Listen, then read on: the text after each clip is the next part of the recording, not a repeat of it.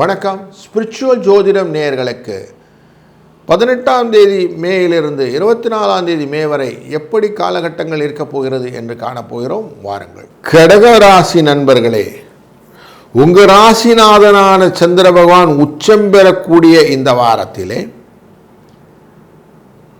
அதுவும் லாபஸ்தானத்திலே உச்சம் பெறுகிறார். அங்கிருந்து உங்களுக்கு பயணத்தை துவங்குவதனாலே காரியங்கள் அனைத்தும் வெற்றியாக போகிறது. நீங்கள் என்ன யோசிக்கிறீங்களோ அதை அழகாக எக்ஸிக்யூட் பண்ணுறதுக்கான ஆப்பர்ச்சுனிட்டி நிறைய இருக்குது. நல்லதை நினை, நல்லதை செய், நல்லதை பண்ணு அப்படின்னா நன்மைகள் அதிகமாக போரிங் பெனிஃபிட்டாக வந்து சேரும். அதனால் லைஃப்பில் ஃபோக்கஸ்டாக இன்னெல்லாம் பண்ணணும் அப்படின்னு எடுத்துக்கிட்டிங்கன்னா அது எல்லாமே உங்களுக்கு ரீப்பிங் பெனிஃபிட்டாக வரும் அப்படிங்கிறது உண்மை. இது இந்த வாரத்தில் க்ளீனாக அதுக்கு கேபிட்டலைஸ் பண்ணிக்கிடுங்க. சுக்கிரனும் புதனும் பரிவர்த்தனை யோகம் பெற்று அமர்ந்திருக்கிறார்கள். அப்போது லாபத்துக்குரியவர் 12ஆம் இடத்துக்குரியவருடன் தொடர்பு கொண்டிருக்கிறார். அப்படிங்கிறனால கணக்கு வழக்குகளில் கொஞ்சம் எச்சரிக்கையாகவும் இருக்கணும். வியாபாரத்தில் ட்ரேடிங்கில் கொஞ்சம் இருக்கக்கூடியவங்களுக்கு கொஞ்சம் ஜாக்கிரதையாக கண்ணில் விளக்கெண்ணெய் ஊட்டிட்டு பார்க்கணும். ஏன்னா குருவேர 12ல் இருக்கிறார் அப்படிங்கும்போது செலவுகள் நிறைய இருக்கும். அது கொஞ்சம் அலர்ட்டாகவும் இருக்கணும். சந்திரன் அங்கே சேரும்போது செலவுகள் விரயமாக மாறுவதற்கு வாய்ப்புகளும் உண்டு. அதுபோல் உங்கள் ராசியை தாண்டி, உங்கள் ராசியில் சந்திரன் வரும்போது ஆட்சியில் வருவார். அதை தாண்டி சிம்ம ராசிக்குள்ளே போவார். அப்படி போகும்போது அங்கே கேதுவுடன் சேர்ந்து விடுவார். அங்கே தன விரயத்தையும் கொடுப்பார்.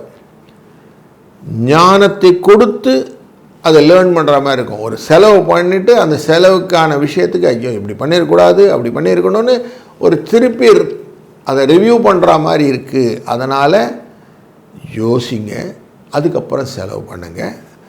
சேவையா தேவையில்லையான்னு ஒரு டிட்டர்மைன் பண்ணுங்கள். அப்போ தான் பணம் சம்பந்த விஷயத்திலே நீங்கள் லாபத்தை நீங்கள் கையிலே கொண்டு வர முடியும். இல்லைன்னா எங்கே அப்பனும் கொச்சரிக்கு போனாங்கிற கதையில் செலவு பாட்டுக்கு நடந்துடும். எண்ட் ரிசல்ட் ஒன்றும் இருக்காது. அதனால் கொஞ்சம் கண்ணில் எக்ஸ்ட்ராவாக ஒரு கிளாஸை போட்டுக்கிட்டு பாருங்கள். அது டீப் லென்ஸ் அப்படின்னு சொல்லுவோம். அந்த மாதிரி பார்த்து செய்யுங்க.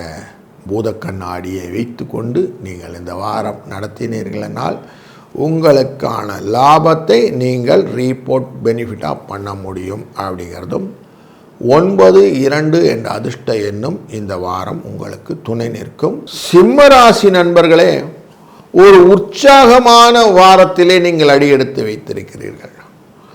12ஆம் இடத்துக்குரிய விரயஸ்தானத்திற்குரிய இந்த சந்திர பகவானானவர் தொழில் என்கிற ரிஷபராசியிலே வரும்போது உச்சத்திலே அமர்கிற ரோகிணி நட்சத்திரத்திலே வாரத்தை துவக்குகிறார். அதனால் பல விஷயத்திலும் மனதிலே சந்தோஷத்தை கொடுப்பதற்கான வாய்ப்புகள் நிறைய வருகிறது. அது மட்டுமில்லை, நீங்கள் செய்யக்கூடிய காரியங்களிலே வெற்றியை இலக்காகக்கூடிய விஷயங்கள் எல்லாம் நிறைய இருக்கும். மனதிலே எவ்வளவுக்கு எவ்வளவு ஸ்ட்ராங்காக நீங்கள் ஃபீல் பண்ணுறீங்களோ, முக்கியமாக இந்த சந்திரனானவர் பயணம் செய்து லாபஸ்தானத்திலே வரப்போகிறார். மிதுன ராசியிலே குருவுடன் சேர்வார். குருவுடன் சேர்ந்த உடனே பயணங்கள் மூலியமாக நல்ல வரவுகள் கிடைக்கும். குடும்பத்திலே சுப செலவுகள் வரும், வரவுகளும் வரும். புதுசாக ஆடை ஆபரணங்கள், ட்ரெஸ் எல்லாம் நல்லா வாங்கலாம், நல்ல ஜுவல்ஸ் வாங்கலாம். இப்படி நல்ல ஒரு சுப செலவுகளை எல்லாம் கூட்டி தருவார். அப்போ நல்ல விஷயங்கள் நடக்க போதா? ஆமாம். சந்திரன் 12ஆம் இடத்திலே கடகராசியிலே ஆட்சியிலும் வரப்போகிறார். அதனாலே செலவுகளும் வந்து மனதிலே நிறைவையும் கொடுக்கக்கூடிய சூழ்நிலையை இந்த வாரம் உங்களுக்கு தாங்கி வருகிறது. வார கடைசி அப்படின்னும் போது சனிக்கிழமை ஞாயிற்றுக்கிழமை போது மகம் பூரம்னு உங்கள் ராசிக்குள்ளேயே வந்துடுவார். அப்போ பூர நட்சத்திரத்தில் வரும்போது இந்த தொழிலுக்கான பெனிஃபிட்டை மனது ஏங்கும். அப்பா அப்படி பண்ணியிருக்கலாமோ, இப்படி பண்ணியிருக்கலாமோன்னு. அதனால தான் முதலே செய்யும் போதே கரெக்டாக திருத்தி செஞ்சிட்டிங்கன்னா லாபத்தை நீங்கள் ரீப்போர்ட் பண்ணலாம் அப்படிங்கிறத வச்சுருக்கோம். அப்போ திங்கள் செவ்வாயில் எவ்வளோ தூரம் நீங்கள் எனர்ஜியாக ஃபோக்கஸ் பண்ணுறீங்களோ அவ்வளோ தூரம் உங்களுக்கு இந்த வாரத்தில் பெனிஃபிட். விதை விதைச்சா என்ன சொர முளைக்குமா அப்படி கேட்பாங்க, விதை ஒன்று விதைச்சா சொர ஒன்று முளைக்குமா அப்படி கேட்பாங்க இல்லையா? அப்படி நீங்கள் என்ன போட்டிங்களோ அதுதான் வரப்போகுது. அதனால் எஃபர்ட்டை போடுங்க, பெனிஃபிட் உண்டு அப்படின்னு தெரியறது. இதை அழகாக கேபிட்டலைஸ் பண்ணிக்கணும். இதுக்கு 4, 6 அப்படிங்கிற அதிர்ஷ்ட எண்ணை பயன்படுத்தி கொள்ளுங்கள். இந்த வாரத்தில் என்ன பண்ணுறோம், என்னெல்லாம் ரீப்போர்ட் பண்ணுறோம் அப்படி சின்ன ஒரு அஜெண்டா ஒன்று க்ரியேட் பண்ணிவிட்டு நீங்கள் ப்ரொசீட் பண்ணுங்கள். இந்த வாரம் நன்மையாக மனது உங்களோட ஹெல்ப் பண்ணுற ரெடியாக இருக்குது. கேபிட்டலைஸ் பண்ணிக்கோங்க. கன்னி ராசி நண்பர்களே, உங்கள் மனோகாரகனான சந்திரன் லாபத்துக்குரிய கடகராசிக்காரர், இவர் பூர்வ புண்ணியஸ்தானத்திலேருந்து இந்த வாரம் பயணம் செய்ய இருக்கிறார். பூர்வ புண்ணியஸ்தானம்ங்கிறது 9ஆம் இடமான ரிஷபராசி. அங்கே பரிவர்த்தனை யோகம் பெற்ற புதன் அப்படின்னு உட்கார்ந்துருக்கிறார். உங்கள் ராசிநாதனோட சேர்ந்துக்கிறார். அப்போது 9ஆம் இடத்துல அவர் அமர்வதும் பரிவர்த்தனை யோகம் பெற்றதுனாலையும் நிறைய சுப நிகழ்வுகள், குடும்பத்திலே சுப நிகழ்வுகள் வந்தால் என்ன வரும்? ஆடை ஆபரணங்கள்லாம் வாங்கணும், புதுசாக ட்ரெஸ் வாங்கிக்கணும், புதுசாக ஜுவல்ஸ் வாங்கிக்கணும், இருக்கிறத மாற்றிக்கணும், இல்லை இருக்கிறத வாங்கிக்கணும் அப்படிங்கிற நிறைய ட்ரேடிங் ஆஸ்பெக்ட் ஆஃப் விஷயங்கள்லாம் வரும். பிஸ்னஸ் ரிலேட்டடான விஷயங்கள்லாம் வரும். இது எல்லாமே இந்த வாரத்தில் உங்களுக்கு கை கொடுறதுக்கு வாய்ப்பு இருக்குது. ஏன்னா வரக்கூடிய நாட்களிலே வரக்கூடிய சுப நிகழ்வுகளிலே உங்களுக்கு சுப செலவுகள் உண்டு. 10ஆம் இடமான குருவுடன் சேர்ந்த மிதுன ராசிக்குள்ளர போகிறாரு சந்திர பகவான். அங்கே சுக்கிரனும் இருப்பார் பரிவர்த்தனை யோகம் பெற்று. அதனால் கொஞ்சம் கேர்ஃபுல்லாகவே வேலையில் இருக்கணும். அவசரப்பட்டு அழில்தடியில் இறங்கக்கூடாது.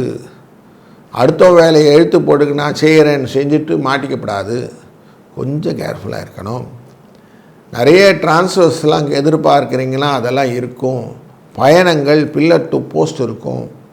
கொஞ்சம் பார்த்து பண்ணணும். அசதி வருவதற்கான வாய்ப்புகளும் உண்டு. கொஞ்சம் கேர்ஃபுல்லாக இருந்தீங்கன்னா இந்த குரு சந்திர சேர்க்கை உங்களுக்கு லாபத்தை கொடுக்கக்கூடிய யோகமாக மாறும். தொழிலிலே அபிவிருத்தியை கொடுக்கும். பயணங்களில் லாபத்தை பெறலாம். எப்போது டூஸ் அண்ட் டோன்ட்ஸ்னு எழுதிட்டு பண்ணுங்கள். போகிறதுக்கு முன்னாடி ஃபோன் பண்ணி செக் பண்ணிவிட்டு அதுக்கப்புறம் போகிறது. அவங்கக்கிட்ட போனால் இது தான் கேட்கணும், என்ன தான் கேட்கணும்னு கரெக்டாக பேசிட்டு வர்றது அப்படின்னு அந்த மென்டாலிட்டியை ஃப்ரீஸ் பண்ணிட்டு போனீங்கன்னா லூஸ் ஸ்டாக்ஸ் இல்லாமல் உங்கள் வேலை ஈஸியாக முடிஞ்சிடும். லாபஸ்தானத்திலே கடகராசிக்குள்ளே வந்து அவர் ஆட்சியிலே அமரக்கூடிய சந்திரன் அப்படிங்கிறதுனால நீங்கள் என்ன நினச்ச காரியங்கள்லாம் வெற்றியாக அமையக்கூடிய சூழ்நிலையும் கொடுக்குறார். சந்தோஷம் இருக்குது, மகிழ்ச்சி இருக்குது, வெற்றி இருக்குது. அப்படின்னா இதை அப்படியே விட்டுருவாரா? மனோகாரகன் எப்பயுமே கொஞ்சம் விரயத்தையும் கொடுக்கக்கூடிய சூழ்நிலையை கொடுப்பார். எல்லாம் வந்துருச்சுன்னா எக்ஸ்ட்ரா கொஞ்சம் பொருட்களெல்லாம் வாங்க வேண்டிய சூழ்நிலை அப்படிலாம் கொடுப்பார். அப்போது வீட்டில் புதிய பொருட்களெல்லாம் வாங்குவதற்கான ஆப்பர்ச்சுனிட்டியை வார கடைசி உங்களுக்கு ஏற்படுத்தும். இப்படி இந்த வாரம் உங்களுக்கு இருக்கிறது. 5, 7 என்ற அதிர்ஷ்ட எண்ணை பயன்படுத்தி இந்த வாரத்தை நடத்துங்கள். இந்த வாரத்திலே 18 மேலிருந்து 24 மே என்ற காலகட்டங்களிலே ரோகிணி நட்சத்திரத்திலிருந்து பூர நட்சத்திரம் வரைக்கும் சந்திர பயணம் இருக்கிறது. அதில் முக்கியமாக 19ஆம் தேதி செவ்வாய்க்கிழமை அன்று அங்காரக சதுர்த்தி என்கிற நாளிலே நம்ம சொல்லுவோம் இல்லையா, நிறைய கடன் பிரச்சனை சார், கடனே அடைக்க முடியல சார், எனக்கு ரொம்ப தலை சுற்றுது சார் அப்படின்னு சொல்லிட்டு கடன்பட்டார் நெஞ்சம்போல் கலங்கினால் இலங்கை வேந்தன் என்று மனதிலே கலங்கக்கூடிய ஆசாமிகளுக்கு கடன் தீர்ப்பதற்கான ஒரு நல்ல வரப்பிரசாதமான நாள் அன்று. அன்றைக்கு முக்கியமாக கடனை தீருங்க. கொஞ்சமான கடனை, எல்லா கடனையும் தீர்க்கணும் அவசியம் இல்லை. கொஞ்சமான 1 லட்ச ரூபா கடன் இருந்தால் ஒரு 1000 ரூபாயானும் கொஞ்சம் கொடுக்கறதுக்கு ட்ரை பண்ணுங்கள். அதே போல் உங்கள்கிட்ட கடன் யாருன்னா வாங்கியிருந்தாங்கன்னா அவங்கக்கிட்ட அந்த பணத்தை திருப்பி கேளுங்கள். அப்படி கேட்டிங்கன்னா கடன் அடைவதற்கான வாய்ப்புகள் கிடைத்துவிடும். அதனால் ஒரு நல்ல வரப்பிரசாதமான ஒரு நாள் அன்று. அதுபோல் 23ஆம் தேதி அன்று துர்காஷ்டமி அப்படின்னு இருக்குது. அன்றைக்கு துர்க்கையின் வழிபாடு ரொம்ப முக்கியம். அரளிப்பூ மாலை சார்த்தி துர்க்கையை வழிபடுவதனால இந்த சொல்லுவோம் பில்லி சூன்யம் ஏவல்லாம் வச்சுட்டாங்க சார், என்னென்ன நடக்கலை சார், தெரியல, வேலை போயிடுச்சு, தெரியல, தடையாகி போச்சு, திருமணத்துக்கு எல்லாம் பண்ணோம், கல்யாணம் நடக்கலை அப்படின்னு நிறைய தடைகளை காட்டக்கூடிய சூழ்நிலையெல்லாம் இந்த துர்க்கை எப்படி சண்ட முண்டேஸ்வரர்களை அழித்தாரோ அப்படி அதெல்லாம் அழித்து நமக்கு நன்மையை கொடுப்பார் என்ற தன்மையிலே அரளிப்பூ மாலையை சார்த்துவதும் சிவப்பு கலர் பூக்களான செம்பருத்தி, செவ்வரளி இதெல்லாம் சார்த்துவதும் அவளை வழிபடுவதும் டெஃபினட்டாக ஒரு நல்ல பலனை கொடுக்கும். அதனால் 23ஆம் தேதி இதையும் மைண்டில் வச்சுக்கோங்க. இந்த 2 பரிகாரத்தையும் செய்ய இந்த வாரம் உங்களுக்கு சுபிட்சத்தின் பலன் அதிகப்படும் என்பதிலே ஐயமில்லை. வாழ்க வளத்துடன்.